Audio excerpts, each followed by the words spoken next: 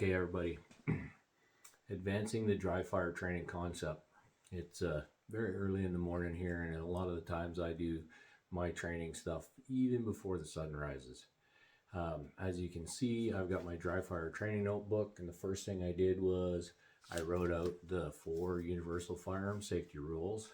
It says exactly, treat all firearms as if they're loaded at all times. Don't point the firearm at anything you do not wish to kill or destroy. Keep your finger off the trigger and out of the trigger guard until your sights are on the target and you've made a conscious decision to shoot. And of course, know your target and beyond.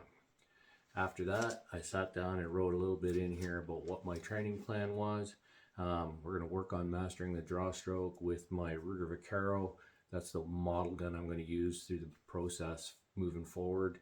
It's something that I have not mastered, so it's a good training aid for me as well as for you. You can see I'm using a AAA target on the wall there. I've got a pencil mark in the middle of it, just big enough that I can see it. I've also got, my firearm, my dummy cartridge, all that. The training, the sanitization, that is all done and out of the way. And I've written out the concept of what I'm going to do this morning. And the concept is I'm going to draw from the holster slowly up to my normal draw position.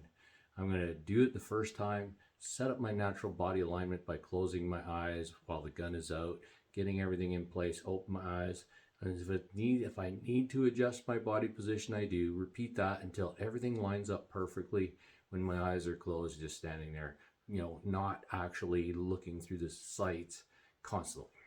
Just long enough to say, yeah, it's in the center of the target. I'm going to holster the gun. I'm going to draw it out. I'm going to line up my sights. I'm going to fire one dry fire shot. That is the perfect model. Then going forward, I'm going to go through the steps of the draw in my head, stage 1, 2, 3, 4, and 5. I'm going to do that a couple of times, and then I'm probably going to do it, at least once or twice. I'm going to draw from the holster with my eyes closed, bring the gun up. When I open my eyes, if the sights are aligned acceptably with the pencil dot on the paper, I will fire a shot. If not, I will correct the alignment. Then I will decock and I will holster and start it again. I'll probably go back to doing it with both eyes open a couple of times and then try, throw in every now and then one with my eyes closed to check that I'm developing the muscle memory to achieve a successful shot. And it's going to look something like this. There is my pencil dot. This is about as far away from the target as you need to be. It's a little bit longer than my arm length. Okay, set myself up, take a couple of deep breaths in and out, and relax. Then I'm going to get my first draw underway and bring the gun out through the stages of the draw, line everything up, cock the hammer, get the sights aligned, then look at the dot and fire a perfect shot without the gun moving. Then I'm going to reholster it, following the procedures in reverse. Always look it into the holster and put it in slowly. Then I'm going to do that a couple more times. And I'm just going to do it in my mind.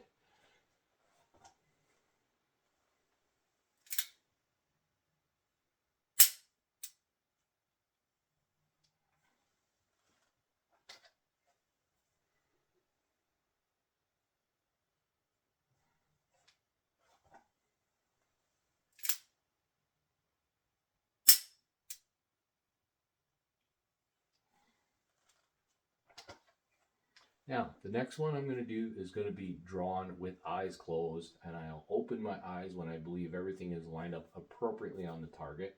And then, if it is, I will fire the shot. If it's not, I will correct the alignment, and then I will decock and put it in the holster.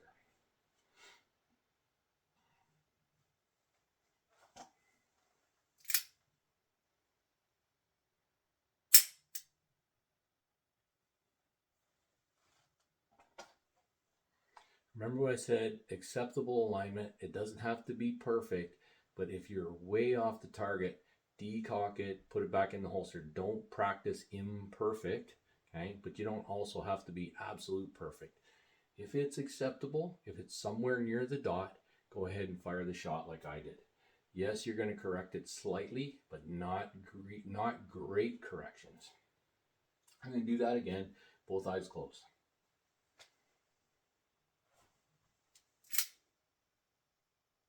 Oh, that's way off. So now I'm going to correct it, and I'm going to decock, put it back in the holster, and I'm going to go back to doing it with eyes open again.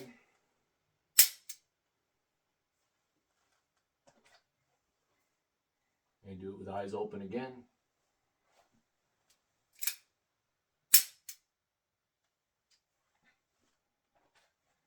Okay, this next one will be both eyes closed again.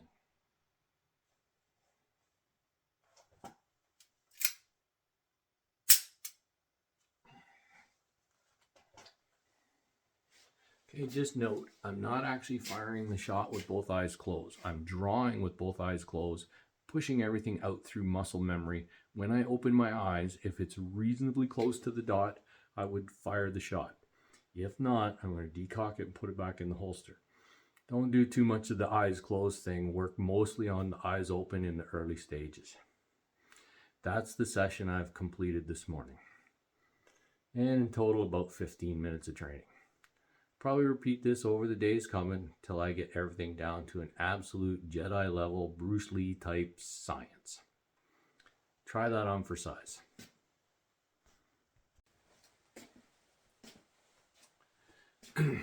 So one of the things you'll notice in this little clip here is that, you know, when I'm doing the slow moving thing, the draw stroke seems very choppy, and it is because I'm counting in my head, stage 1, stage 2, stage 3, stage 4, stage 5.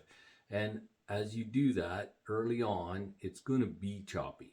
But as you sort of get progressing to the point where you're no longer counting it because you've mastered those little steps of, you know, getting your first and final grip, lifting it straight up out of the holster and rotating it parallel to the ground and keeping your finger off the trigger and knowing where and when to cock it. As you get better at those, the draw stroke will smooth out.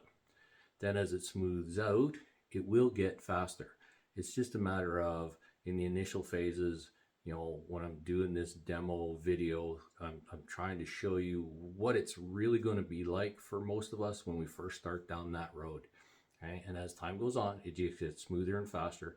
And I'll do follow-up videos of the same process, the draw stroke, and you'll see a difference as time goes on. And you can, if you have the ability, you can videotape yourself with your phone or a camera or whatever, and you can look at your own training models and your own training and say, okay, now I can see what I'm doing wrong. And that's part and parcel of it. Also, just know that none of us are perfect.